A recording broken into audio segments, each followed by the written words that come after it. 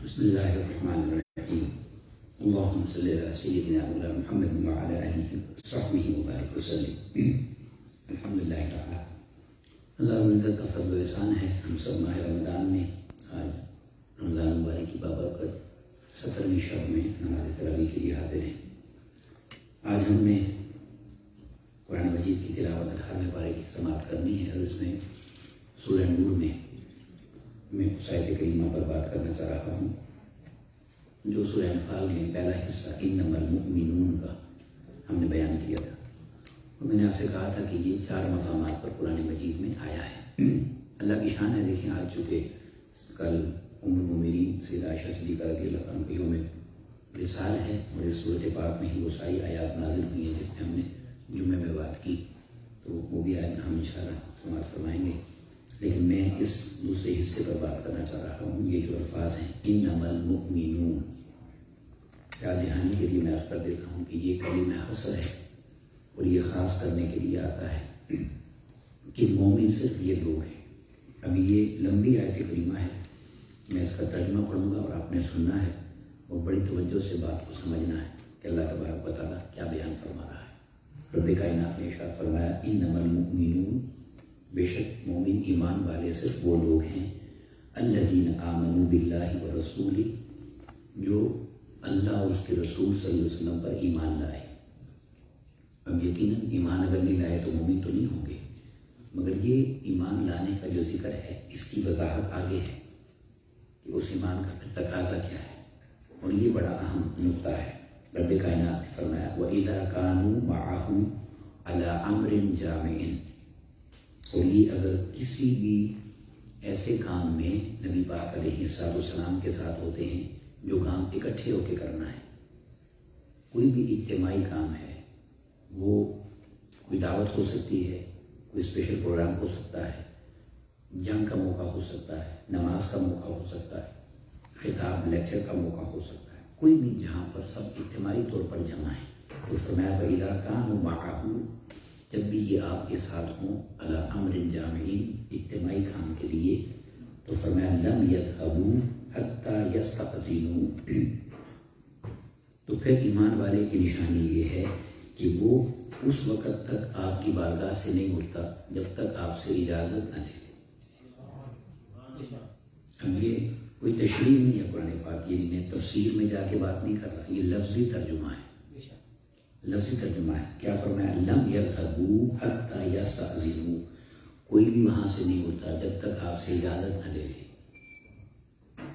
اور پھر کیا فرمایا ان الذين يستأذنونك، اور بے شک جو لوگ بھی کسی کام کی وجہ سے جانا چاہتے ہیں، کوئی مجبوری ہے، کوئی کام ہے، کوئی عذر ہے، تو فرمایا ان الذين يستأذنونك، جو آپ سے اجازت لے کر جائے گا اولئک الذین یؤمنون باللہ ورسولہ، یہ وہی ہے جو اللہ اس کے رسول پر ایمان لے آیا ہے. اب ذرا آپ اندازہ کریں آقا علیہ السلام کی مجلس اور آقا علیہ السلام کی صحبت اور آقا علیہ السلام کے ساتھ ہونا کسی کام میں بھی، اگر آپ ان کی مجلس میں بیٹھے ہوئے ہیں اور بغیر اجازت اٹھ کے چلے جاتے ہیں تو اللہ رب العزت فرما رہا ہے کہ تم مومن ہی نہیں. ذرا بارگاہ کی عظمت دیکھیں. ہم ہر جگہ بیٹھے ہوتے ہیں، گیدرنگ ہوتی ہے، کوئی آئے جائے، کسی کو کوئی فرق نہیں پڑتا، مگر وہ میری آپ کی مجلس تھوڑی ہے، وہ تو آقا علیہ السلام کی مجلس ہے. تو فرمایا خبردار ان الذین یستأذنونک، جو آپ سے اجازت لے گا اولئک الذین یؤمنون باللہ ورسولہ، یہی ہے جو اللہ اس کے رسول پر ایمان لایا ہے. اب یہاں تک تو ہم بات سمجھ گئے ہیں، مگر بارگاہ رسالت کی عظمت کیا ہے، آقا علیہ السلام کا سٹیٹس کیا ہے، اب کی شان کیا ہے، یہ لفظ سنیں. فرمایا فَإِذَا اسْتَأْذَنُونَكَ، اگر یہ آپ سے اجازت مانگتے ہیں لِبَعْضِ شَأْنِهِمْ، کسی بھی کام کی وجہ سے، کوئی کی مجبوری ہے، کوئی عذر ہے، یہ آپ سے اگر اجازت مانگتے ہیں فَأْذَن لِمَنْ شِئْتَ مِنْهُمْ، آپ کی مرضی ہے، چاہے تو اجازت دے دیں چاہے تو اجازت نہ دیں. اب یہ بڑا اہم پوائنٹ ہے سمجھنے والا. اب یہاں پر جو مفسرین نے بات لکھی ہے نا وہ بڑی اہم ہے. خاص طور پر منافقین کو بیان کیا جا رہا ہے. وہ کام سے بھاگتے تھے بہانہ کر کے، مجھے یہ کام ہے. مومن تو ایسے نہیں تھے، وہ تو حضور کی مجلس میں بیٹھے رہتے تھے، تو منافق بھاگتے تھے. تو یہاں پہ اللہ رب العزت نے اپنے نبی کا وہ مقام بتایا ہے کہ جب یہ آپ سے اجازت مانگیں گے تو آپ کو پتا ہے کہ وہ جائز اجازت مانگ رہا ہے یا بہانہ کر رہا ہے، تو آپ کا اختیار ہے، جو بہانے کرنے والا ہے اس کو پکڑ لیں، اسے مت جانے دیں، اور جو مجبور ہے اس کو جانے دیں، تاکہ ان کو پتہ چل جائے کہ یہ آپ کے سامنے جو بہانے کرتے ہیں اللہ نے آپ کو ان کی ہر کرتوت کی خبر دے رکھی ہے کہ آقا صلی اللہ علیہ وسلم کا علم غیب ہے۔ فرمایا کہ اگر تم جانتے ہو آپ کی مرضی ہے فَأْذِن لِمَن شِئْتَ مِنْهُمْ، جس کو چاہے اجازت دے دیں، جس کو چاہے اجازت نہ دیں۔ اب اس سے اگلی بات بڑی شاندار ہے، وہ اس سے بھی یعنی عظیم بات ہے سمجھنے والی۔ وہ کیا فرمایا؟ وَاسْتَغْفِرْ لَهُمُ اللَّهُ، اے محمد صلی اللہ علیہ وسلم جس کو آپ اجازت دے دیں جانے کے لیے، اب آپ اس کے لیے استغفار کریں۔ وَاسْتَغْفِرْ لَهُمُ، آپ اس کے لیے اللہ سے استغفار کریں۔ إِنَّ اللَّهَ غَفُورٌ رَحِيمٌ، اللہ بہت بخشنے والا ہے، بڑا غفور ہے، بڑا رحیم ہے۔ اب میں یہ پوری آیت میں نے آپ کے سامنے پڑھ دی ہے، اب میں آپ سے سوال کرتا ہوں سمجھنے کے لیے کہتا ہوں، بخشش کی یا استغفار کرنے کی ضرورت اس شخص کے لیے ہے جو بغیر اجازت جائے، یا اس کے لیے ہے جو اجازت لے کر جائے؟ سمجھ تو یہی آتی ہے نا کہ جو بغیر اجازت چلا گیا ہے اس کے لیے معافی مانگے کہ اللہ اس سے ناراض نہ ہو جائے، اس کو سزا نہ ملے، اس کو عذاب نہ ہو، بات تو یہی سمجھ آتی ہے نا، مگر اس کا ذکر نہیں فرمایا۔ فرمایا جس کو اجازت دے دیں آپ اس کے لیے مغفرت مانگیں۔ اب یہاں سے پہلی بات تو یہ سمجھ آئی جو بغیر اجازت دیا اس کی تو بخشش اس لیے نہیں ہے کہ اسے تو اللہ کہہ رہا ہے وہ مومن نہیں ہے، تو مومن کے لیے تو بخشش ہے ہی نہیں۔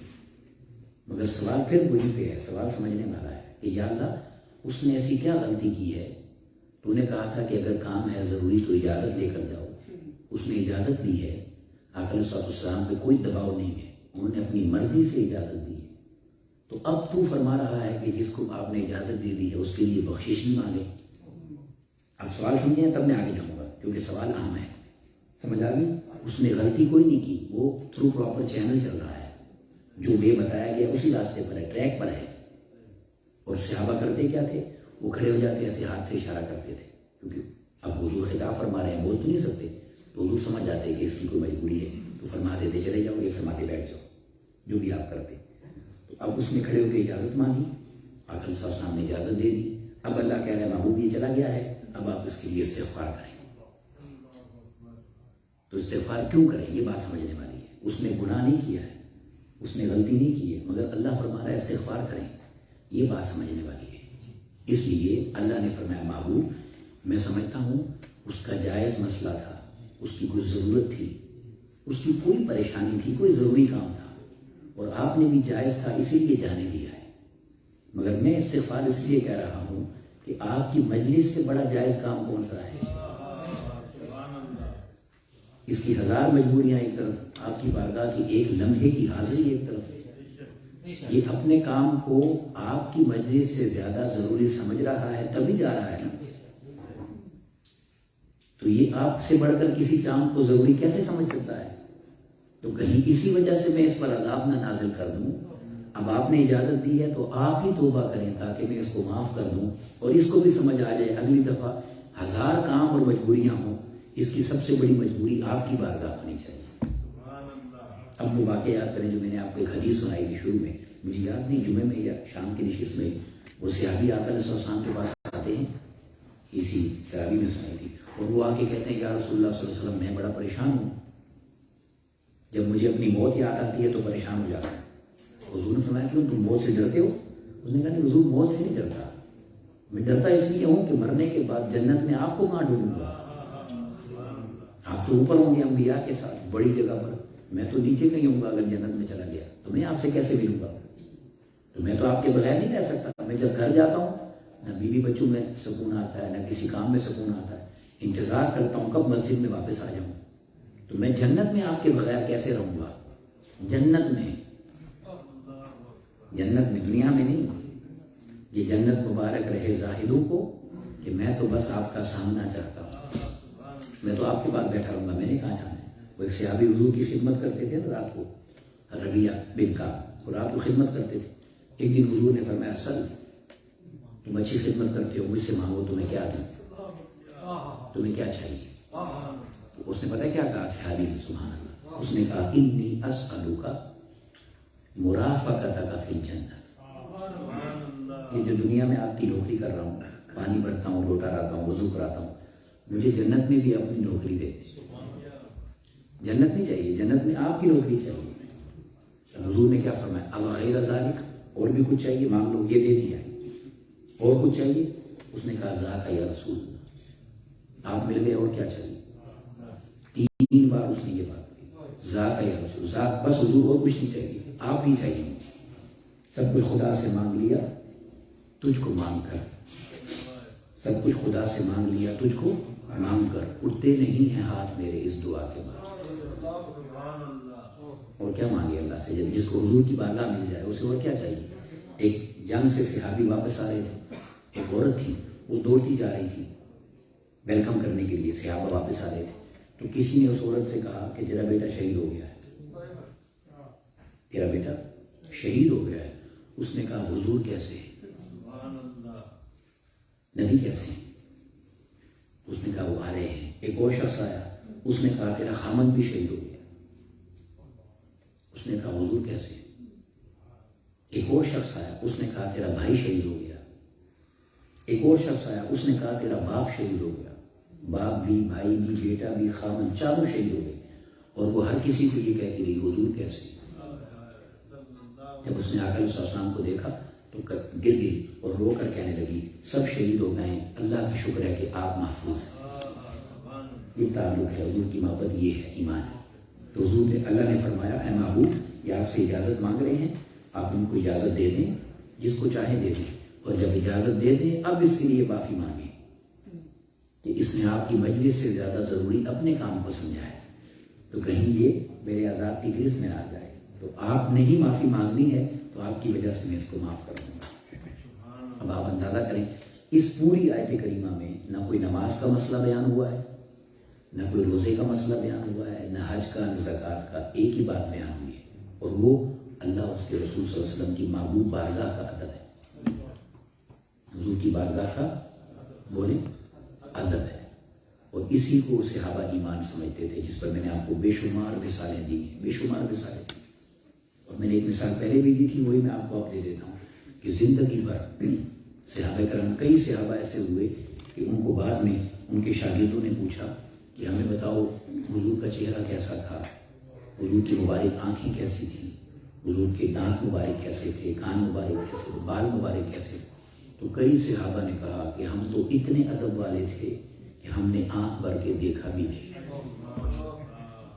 ہم دیکھ ہی نہیں سکتے تھے سر اٹھا کے، ہم تو سر جھکا کے بیٹھے رہتے تھے۔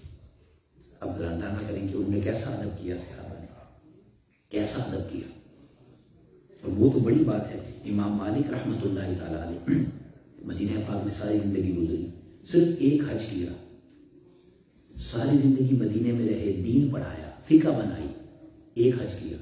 کسی نے پوچھا دوبارہ چلے جائیں، حج پہ کیوں نہیں جاتے؟ انہوں نے کہا ڈرتا ہوں مدینے سے باہر موت نہ آ جائے، میں چاہتا ہوں مدینے میں مروں، کیونکہ حضور نے فرمایا جو مدینے میں مرے گا میں اس کے ایمان کی گواہی دوں گا۔ یہ جو ہم دعا کرتے ہیں نا کہ اللہ ایمان موت ہمیں مدینے میں دے، اس لیے کرتے ہیں۔ تو جب ان کو غسل دیا جا رہا تھا تو ان کی ساری کمر زخمی تھی، پیچھے ساری کمر ان کی زخمی تھی، تو لوگوں نے کہا یہ تو ساری زندگی مسجد میں بیٹھ کے پڑھاتے رہے ہیں، اللہ اللہ کرتے تھے، دین پڑھاتے تھے، ان کی کمر کو کیا ہوا ہے؟ تو وہ جو ان کا خاص خادم تھا، جو پرسنل ہوتا ہے نا کام کرنے والا، اس نے کہا یہ میرا راز ہے، اور انہوں نے کہا تھا کہ زندگی میں مت بتا، اب بتاتا ہوں۔ اس نے کہا بتائیں کیا راز ہے؟ تو وہ کہنے لگا یہ ساری زندگی چونکہ مدینے میں رہے ہیں تو یہ مدینہ پاک میں کبھی بھی جو اسٹریٹ ہے نا، گلی، اس کے مڈل میں نہیں چلتے تھے، دیوار کے ساتھ کمر رگڑ کے چلتے تھے، ایسے دیوار کے ساتھ پیچھے کمر رگڑ رگڑ کے چلتے تھے۔ تو ہم نے ان سے کہا کہ ایسا کیوں کرتے ہیں؟ ہم نے کہا اس لیے کہ یہاں حضور چلتے تھے تو کہیں حضور کے قدم پہ میرا پاؤں نہ آ جائے، یہ بے ادبی نہ ہو جائے، اس لیے امام مالک بن گئے۔ یعنی وہ ادب والے لوگ تھے کہ انہوں نے، اور یہ اس لیے ادب کیا کہ اللہ نے خود کسی نبی کا اللہ نے ایسا ادب نہیں کیا جیسا اس نے حضور کا کیا، صحیح۔ اور میں آپ کو ایک دلیل دے کر بات ختم کرتا ہوں، میرے ذہن میں بات آ گئی، میں اس کو رکھتا نہیں ہوں. آپ یقین کر لیں، یہ اللہ رب العزت نے 4 کتابیں اتاری ہیں نا، قرآن سے پہلے 3 کتابیں آئیں، کچھ صحائف بھی آئے. اللہ رب العزت نے کسی امت کو براہ راست خطاب نہیں کیا، یا بنی اسرائیل اور کسی امت کا نام لے کر اللہ نے ان سے براہ راست خطاب نہیں کیا. کوئی لفظ کسی کتاب میں نہیں ہے.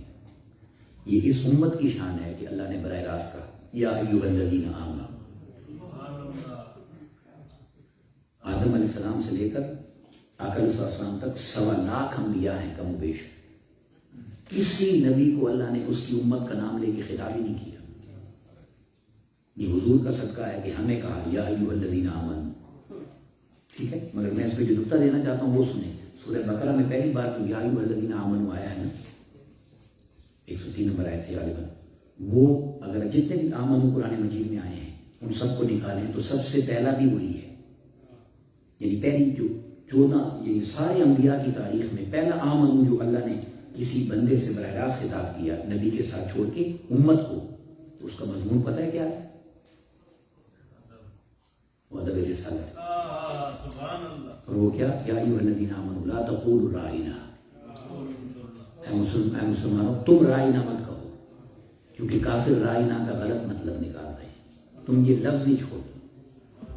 تو پہلی بار اللہ نے انسان سے خطاب کیا براہ راست، تو جو مضمون پڑھایا وہ حضور کا ادب ہے. صحیح بات. اور ادب کرنے والا ہمیشہ کامیاب رہتا ہے. ہم نے بچپن سے یہ سنا ہے، با ادب با مراد، بے ادب بے مراد و بے نصیب. تو اگر ماں باپ کا ادب ہے، استاد کا ادب ہے، بڑے بھائی کا ادب ہے، بزرگ کا ادب ہے. آقا علیہ السلام نے فرمایا جو کسی بزرگ کی سفید داڑھی کی وجہ سے اس کا ادب کرے اللہ اس کو یہ اجر دے گا اس نے اللہ کا ادب کیا. تو جس کے صدقے سارا دین ملا ہے اس محبوب کے ادب کا کیا مقام ہے. اللہ رب العزت ہمیں آقا علیہ السلام کا ادب عطا کرے اور دین کو سمجھنے کی توفیق عطا کرے. وما علینا الا البلاغ المبین. السلام علیکم ورحمۃ اللہ وبرکاتہ.